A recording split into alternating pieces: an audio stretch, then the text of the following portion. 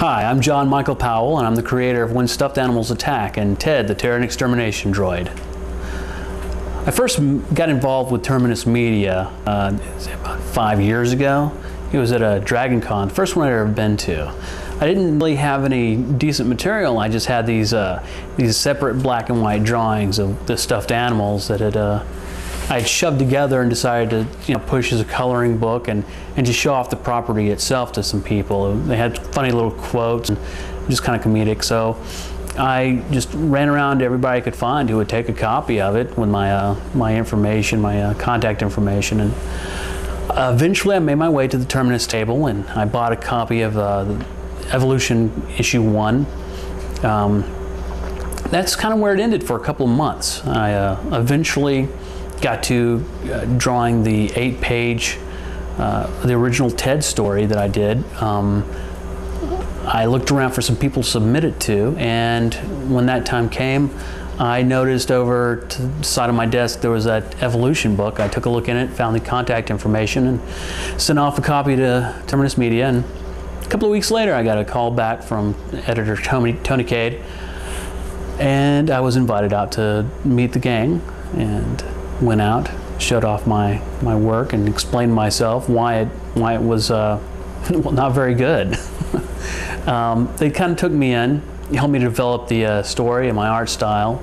That's when I pitched the idea to have Ted in a story, and it kind of got pushed aside at first, and they wanted to develop When Stuffed Animals Attack. And so it kind of bounced back and forth between When Stuffed Animals and Ted for a while. When Stuffed Animals Attack developed from a search for the nemesis for Ted.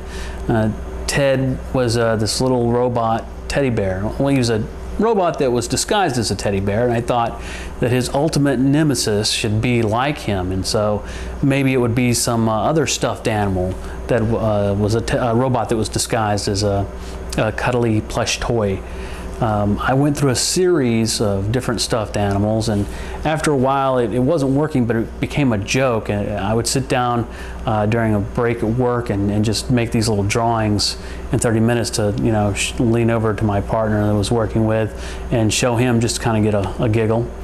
And it became a compilation of different just really awful, degenerate stuffed animals who did things like drank and abused each other and set fire and maimed other creatures.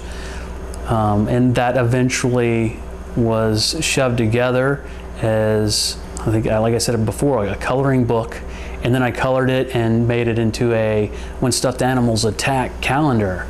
And when I met with Terminus Media, we started fleshing out those characters and kind of threw them all into one world, and they lived together as roommates, and we have what we have today. The Stuffed Animals Attack universe is a story about a bunch of little stuffed animals that were brought together, were brought to life with the use of magic, and they exist in a child's room that happens to have a door to an alternate universe, a portal that you can go through time and space in.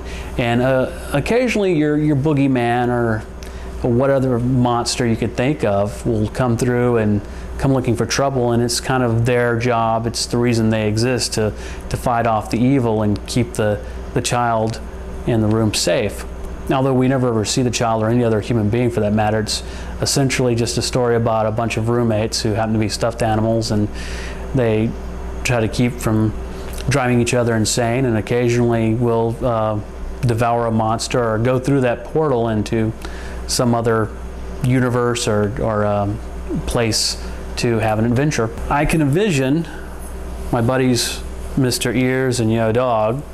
Of course, I want to keep it going as a comic strip or comic book, and just keep creating fun little stories. I also would like to see it turned into like an Adult Swim natured television show at some point. I guess just to see myself living a life where I just write adventures for these guys and help them grow as characters, and get to have the fun of voicing Yo Dog and any other characters that come along. We never know how they're going to change. They've come so far, and they really wrote themselves. They spoke to me and the other people at Terminus Media, and then people will speak and say, no, that's not how that character would react. And I go, you know what, you're right, that's not how they would react. Originally, they were extremely vicious, and then they started to grow, and we see a lot of softer sides to some of the characters, especially Mr. Ears, who was originally what we decided he was a cross between Hannibal Lecter and Winnie the Pooh, and that kind of psychotic behavior was just negated along the way, and we decided that Mr. Ears doesn't have a cruel bone in his body. If anything, he's kind of autistic, and he lives in his own world. And where you would see somebody, where we would see a monster or a goblin attacking, and he rips them to shreds, it's never that he meant to intend any harm. He just had an idea like, wow, it'd be neat to build a clubhouse inside that guy. Yo-Dog has gone through a couple of different voices. He was originally voiced by Josh Till when he did his original animation, and then I decided that Yo should be more of a kind of violent drunk, and I was really just kind of searching for his voice, but I had to do something on the spot, and he ended up with this deep southern accent, and the more I listened to it, the more I realized that wasn't who Yo is. And then, well, eventually, yeah, he ended up way out here. He's got this high voice, it's a little squeaky, and he's sarcastic. Sometimes he's not very coherent and doesn't know where he is. And once I finally heard the voice on tape, I thought, yeah, that's me. That's who I am. That's what I'm about. You don't like it?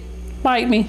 And of course, there was Pete Mitchell's Mr. Ears, and he really made the character, because who knows where the character of Ears would have gone if we didn't hear Pete's voice, and he brought like an innocence to the character of Mr. Ears that helped him become who he is, and now the character just kind of writes itself. He's a little 4-year-old running around in a big boy's body. Yo-Dog, on the other hand, has become the characteristic of one of my best friends that I grew up with, and my drinking buddy from since just after high school. Big shout out to Plucky out there. So he's always going to have material for him as long as I've known this guy. They have the same personality, and so there's the live action Yo-Dog out there to keep me inspired.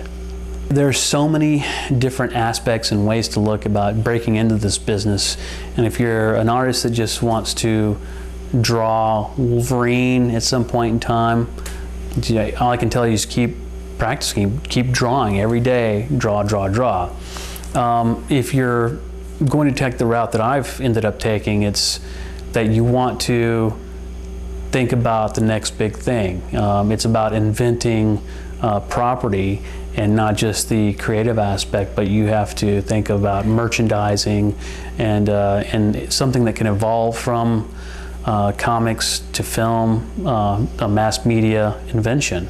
And when Stuffed Animals, when I decided to go with that route, at that time I wanted to draw Wolverine and Batman, and I thought I'd be drawing spandex superheroes when I grew up, and I just at some point had an epiphany that I looked down and I saw the X-Men, the movie Pillow Buddy Wolverine, and I thought, you know what, I need to skip a few steps. Instead of thinking about one day selling this merchandise of my superhero, I could have merchandise that was my superhero.